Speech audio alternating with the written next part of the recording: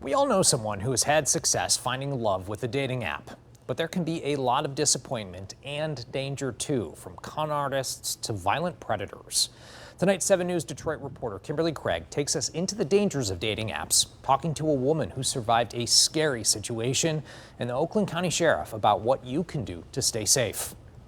The beating started pretty much the same day that he picked me up, and that continued on till the day that I was rescued. This is the man who held Kaila McCleary against her will after meeting him on the dating app Meet Me. It was an ordeal that would last 28 days and end with Trevor Double being sentenced to decades in prison for unlawful imprisonment, assault, and torture. Each day was more severe.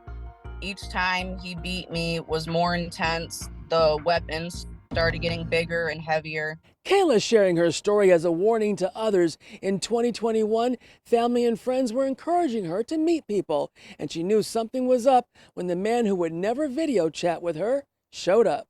He also told me that he was just a few years older than me, and then come to find out later when I actually met him, he was old enough to be my father. And if someone strongly resists a video chat, that could be a red flag, according to RAINN, the Rape, Abuse, and Incest National Network. I wouldn't wish what I went through on anybody. Kaila survived, but in 2019, Kevin Bacon met a man on a dating app. His mutilated body was later found in the rural Michigan home of Mark Latunsky. In 2020, in a motel in Detroit, Bashar Calabat was killed by Jimmy Pickett. They too met on a dating app. Both Pickett and Latunsky are now in prison, but the crimes are not always violent.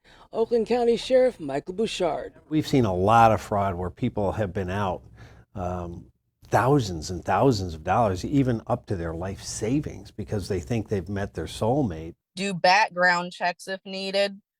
Do your research on people, seriously, because I thought I knew and I didn't have the slightest clue. Trevor Double gave Kaila a fake name, likely because if he had given her his real name, she may have seen that in 2002, he was charged with murder. He went to prison for a number of years after pleading no contest to manslaughter. After a while, I didn't know if I was gonna live, honestly. Her advice: meet in public, not your home.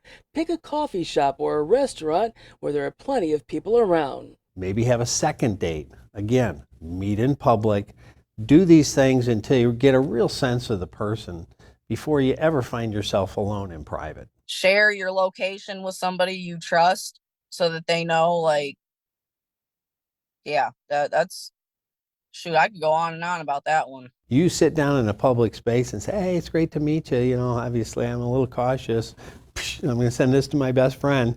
If that freaks them out, that should be a warning sign to yourself too. The morning that I was rescued was the day that I got hit with the hatchet. Kaila was able to convince her attacker to take her to a hospital after he cut her with a hatchet. There she was able to tell doctors that she had been kidnapped. Trevor Double fled but was later arrested. He's now 48 and serving 40 to 60 years in the Michigan Department of Corrections. Big pointer: don't ever give anybody your personal information, your address, anything like that, because they might just show up at your house. If I can do anything to save the life of another young woman by sharing my story, then I'd be happy to put it out there. In Southfield, Kimberly Craig, 7 News Detroit. I think it'll help many people. Thanks so much.